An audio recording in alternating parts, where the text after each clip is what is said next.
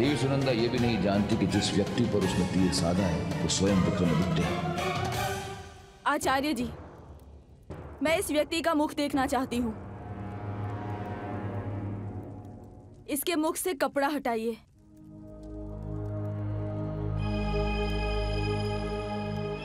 मैं जानना चाहती हूँ कि किस व्यक्ति को दंड देकर मैं अपने पति को न्याय दे रही हूँ।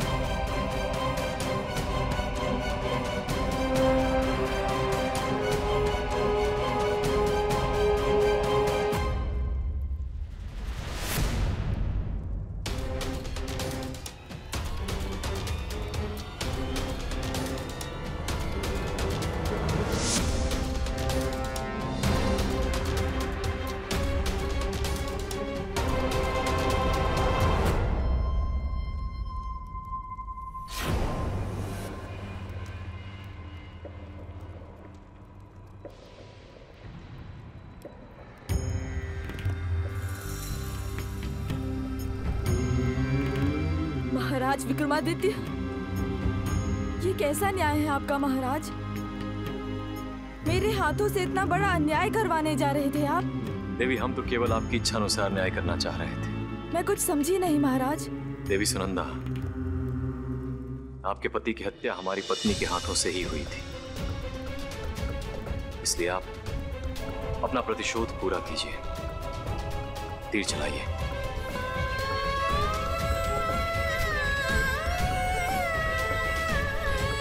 अपना प्रतिशोध तो मैं अवश्य पूरा करूंगी महाराज, क्योंकि आपकी पत्नी के महारानी होने से उनका अपराध कम नहीं हो जाता।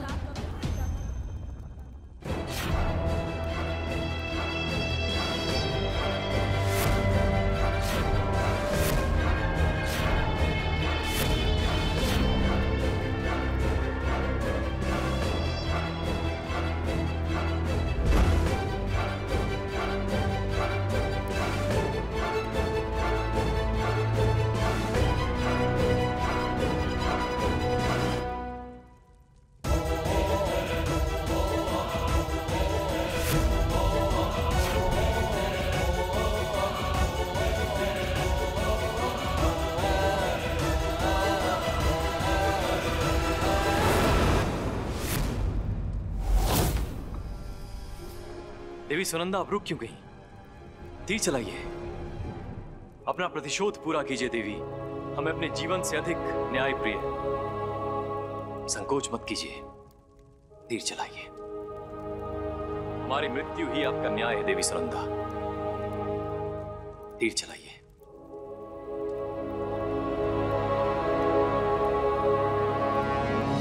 देवी, तीर चलाइए। चलाइए तीर देवी।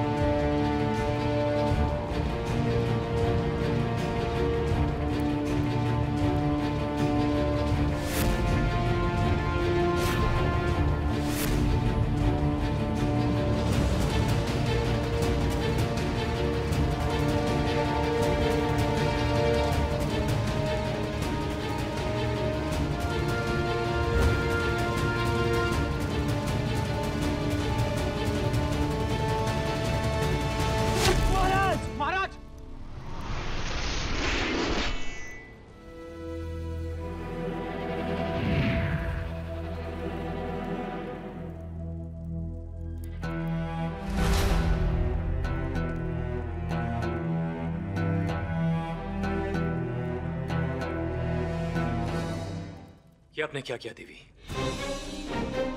हमारा जीवित रहना आपके साथ अन्याय है देवी। अपने लिए ना सही, हमारे न्याय के लिए तीर चलाइए। हमारे हमारा न्याय पूर्ण कीजिए देवी। तीर चलाइए, तीर चलाइए देवी, सोचिए मत, तीर चलाइए। मैं आपकी पत्नी की भूल की सजा आपकी प्रजा को नहीं दे सकती। आपकी पत्नी ने मेरे बच्चे को अनाथ किया है, किंतु मैं आपकी उज्जैनी की प्रजा को अनाथ नहीं कर सकती। देवी सुनंदा, यदि किसी मनुष्य से उसका यश, उसका सम्मान, उसकी कीर्ति छीन ली जाए तो उसका जीवन व्यर्थ हो जाता है।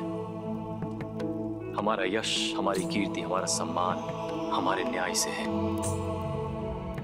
इसलिए धनुष उठाइए देवी सुनंदा। हमने आपको पूर्ण न्याय देने का वचन दिया है। धनुष उठाइए और तीर चलाइए।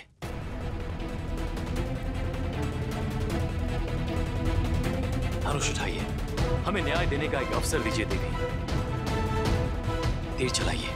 हमारा न्याय ऋण रहा आप पर।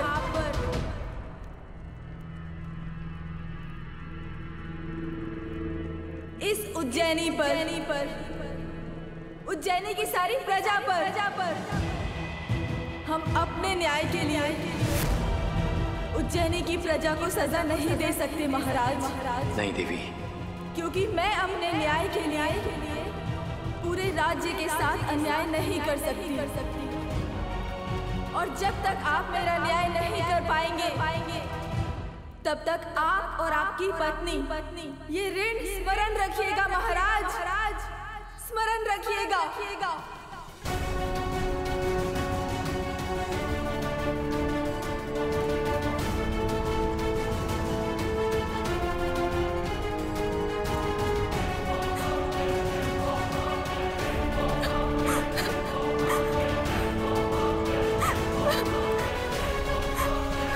देवी सुनंदा, रुकिए। आप हम पर अपना ऋण थोप कर नहीं जा सकती देवी।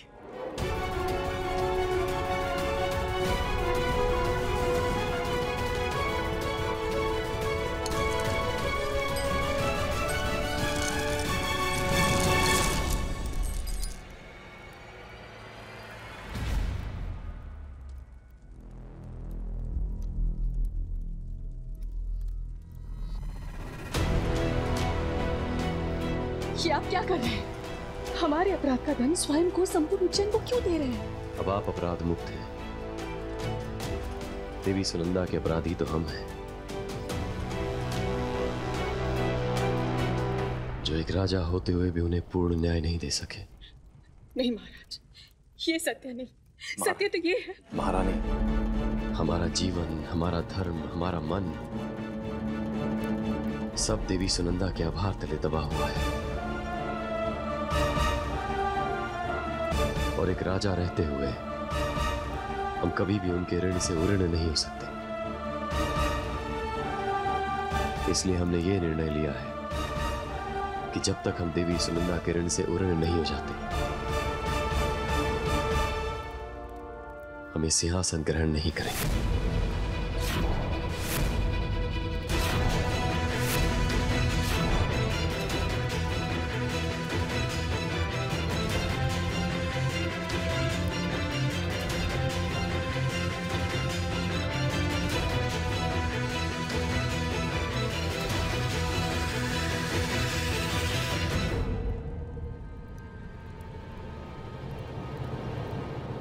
किंतु महाराज, आचार्य वराहमिहिर, अब हम आपके महाराज नहीं हैं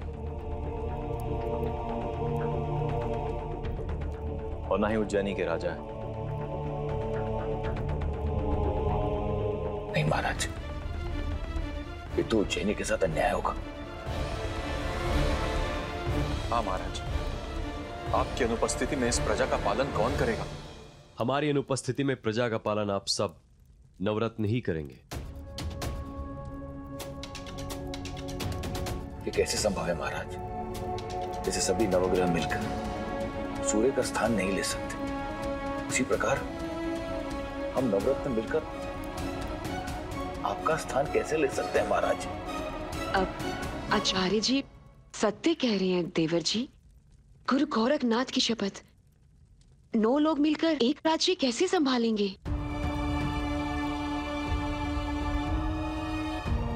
और फिर रत्न केवल सिंहासन की शोभा बढ़ा सकते हैं, उन्हें धारण नहीं कर सकते।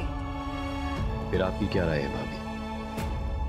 देवर जी, आपकी अनुपस्थिति में यदि उज्जैनी का कोई उत्तराधिकारी है तो वो है इस राज्य के भूतपूर्व राजा का पुत्र, हमारा पुत्र भारमल। भाभी, वंश परंपरा के आधार पर इस सिंहासन का उत्तराधिकारी भारमल है,